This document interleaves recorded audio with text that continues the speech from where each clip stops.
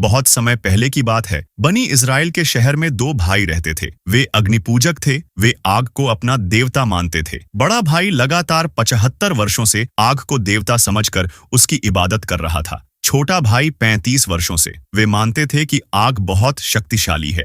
शैतान ने उनके दिलों में गलत अकीदा भर दिया था। लेकिन एक दिन अल्लाह ताला ने छोटे भाई के दिल में नूर की रोशनी डाल दी। एक दिन उसने अपने बड़े भाई से कहा, भाई, हम जो आग की पूजा कर रहे हैं वह तो किसी को माफ नहीं करती। जिसे छूती है उसे जला देती है। तो फिर हम उसकी पूजा क्यों कर रहे हैं? चलो एक बार हम परीक्षा करके देखते हैं। उन्होंने तैयार किया एक विशाल अग्निकुंड। छोटा भाई बोला, मैं पहले हाथ रखता हूँ। मैंने लगातार 35 साल तक आग को देवी मानकर पूजा की है। वह मेरा हाथ नहीं जलाएगी। जब उसने आग में हाथ डाला तुरंत ही उसका हाथ जल उठा। बड़ा भाई बोला, तुमने कम समय पूजा की है, इसीलिए अग्निदेवी ने तुम्हारा हाथ जला दिया है। और मैंने तो लगातार 75 साल आग की पूजा की है, वह मेरा हाथ नहीं जलाएगी। फिर जब बड़ा भाई ने आग में हाथ रखा तुरंत ही आग ने उसका हाथ भी जला दिया। वे दोनों भाई क्रोधित हो गए। वे बोले, हमने इतने दिन जिसकी पूजा की, जिसे देवता माना, उसने आज हमारे हाथ जला दिए। उसने हमें तकलीफ दी। वह कभी हमारा देवता हो ही नहीं सकता। वह कभी हमारा मालिक नहीं हो सकता। वह कभी हमारा रब नहीं हो सकता। निश्चित ही हम गलत रास्ते पर थे। फिर वे दोनों भाई सच्चे माबूद की तलाश में घर से निकल पड़े। वे अपने परिवार के साथ रास्ता चलना शुरू कर दिए। लेकिन कुछ दूर जाने के बाद बड़ा भाई पीछे रह गया। वह बोला, नहीं नहीं, मैं अपने बाप दादाओं का धर्म छोड़ नहीं सकता। इससे मेरे बाप दादाओं की इज्जत खत्म हो जाएगी। लोग मेरा मजाक उड़ाएंगे। मैंने अपनी जिंदगी का ज्यादातर हिस्सा आग की पूजा करके बिता दिया है और अब अगर मैं इससे हट जाऊं तो मेरे माता पिता को बहुत दुख होगा। यह कहकर वह फिर से शिर्क के अंधकार में चला गया। ना औजुबिल्लाह। और छोटा भाई बोला, मैं अब वापस नहीं लौटूंगा। मैं अपने रब को तलाश करके ही रहूंगा, जो पूरी दुनिया का मालिक है। वह अपनी पत्नी और बच्चों को लेकर दूसरे शहर चला गया। वहां उसकी एक अल्लाह वाले बुजुर्ग से मुलाकात हुई। बुजुर्ग के बदन पर सफेद चादर, सिर पर एक पगड़ी और चेहरे पर नूरानी दाढ़ी थी। वह लोगों को तौहीद की दावत दे रहे थे। छोटा भाई उसके पास आकर बोला, मौलवी साहब, मुझे सच्चाई का रास्ता दिखाइए। मैं उस माबूद की इबादत करना चाहता हूँ जो कभी अपने बंदों को तकलीफा नहीं देता, जिसके पास किसी चीज की कमी नहीं।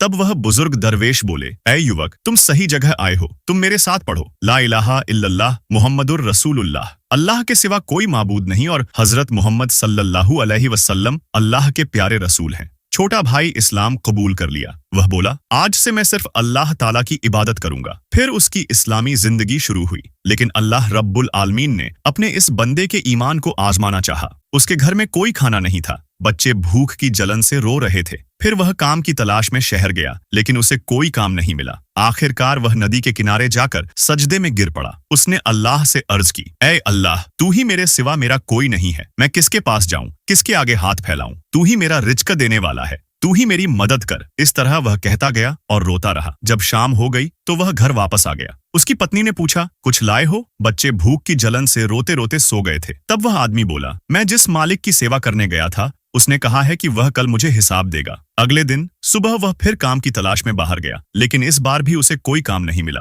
वह फिर नदी के किनारे जाकर अल्लाह की इबादत में मग्न हो गया। उस दिन शाम को वह फिर खाली हाथ घर वापस आया। उसकी पत्नी फिर से पूछी, क्या कुछ खाने का इंतजाम हुआ है? तब वह बोला, मेरे मालिक ने कहा है कि वह अगले दिन मुझे 3 दिनों का हिसाब देगा। तीसरे दिन जब वह फिर काम की तलाश में निकला तो घर से बाहर निकलने के बाद भी उसे कोई काम नहीं मिला। तब वह नदी के किनारे जाकर जोर जोर से रोने लगा। वह महान अल्लाह पाक के दरबार में हाथ उठाकर कहने लगा, ऐ रब्बुल आलमीन, मैं तो जानता हूँ तू कितना बड़ा मेहरबान है, तू गफ्फार है। इस तरह वह महान अल्लाह पाक से फरियाद करने लगा। जब शाम हो गई तो उसने अपना कपड़ा उतारकर उसमें मिट्टी बांधकर एक झोला बना लिया और उसे अपने कंधे पर डालकर घर की ओर चल पड़ा। वह मन ही मन सोचने लगा, दूर से मेरी पत्नी मेरे कंधे पर रखा झोला देखकर बहुत खुश होगी। इन्हीं सोचों में खोते हुए वह घर की तरफ चलने लगा। जब वह घर के पास पहुंचा तो उसने देखा कि बहुत सुगंधित खाने की महक उसकी नाक में आ रही थी। वह देखता है कि उसकी पत्नी खाने के साथ घर के सामने खड़ी है। वह जल्दी से अपना झोला पेड़ के पीछे छिपा देता है। जब वह घर के अंदर आया तो उसने देखा कि उसकी पत्नी उसके लिए खाना तैयार कर रही थी। तब उसने पूछा, तुमने इतना सुंदर खाना कहाँ से पाया? तब उसकी पत्नी बोली,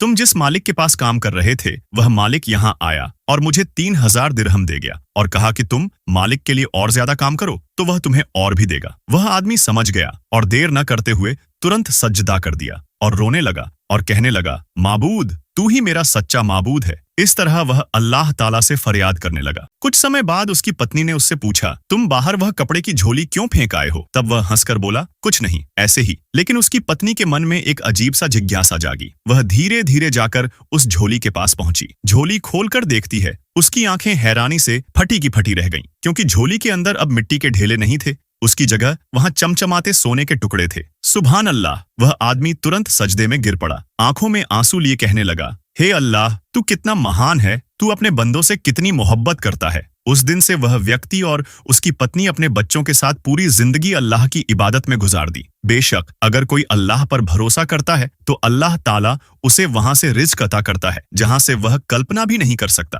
अल्लाह पाक हमें सभी को शिर्क के अंधकार से बचाए और हक के रास्ते पर चलने की तौफीक अता फरमाए। आमीन।